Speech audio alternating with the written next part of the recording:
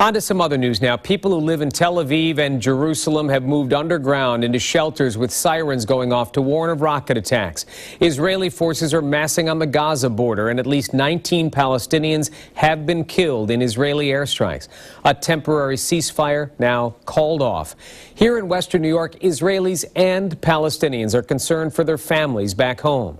13 WAM's Evan Dawson sat down with a man who grew up in Israel and is speaking every day to his family outside Tel Aviv. The rockets that are shut down by the defense system. 32-year-old Nati Katz lives in Brighton, but his mind is back home in Israel, where he grew up and where his entire family still lives. His parents are there outside Tel Aviv, along with his brother and 2 sisters and all of his in-laws. Some of his family members are scared because this time it truly feels like war. I know many, parents of friends who are worried and concerned.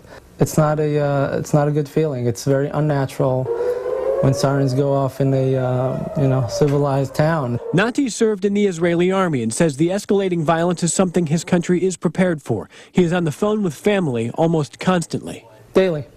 Both myself and my wife call our siblings, our parents, friends. They've been through many similar situations before. Nati has come to know some Palestinians and feels strongly that most Palestinians want peace, but are pushed around by their government or Hamas. Imagine someone coming into your house, not really asking, but demanding to use the roof to shoot a rocket out of there. That house becomes a target. And he urges non-Jewish Americans to think of what it would be like if war came to them, even in peaceful western New York. You don't feel a war zone. You feel, nice streets and houses and trees, and all of a sudden sirens go off, and you have to find a place to take cover. That is life for Nati's family and for many Palestinian families as more rockets fly and armies build.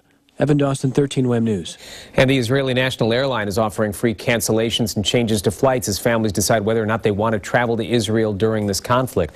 By the way, 13 WAM is reaching out to local Palestinian Americans as well, and we'll be reporting their perspective on what's happening in the Middle East now.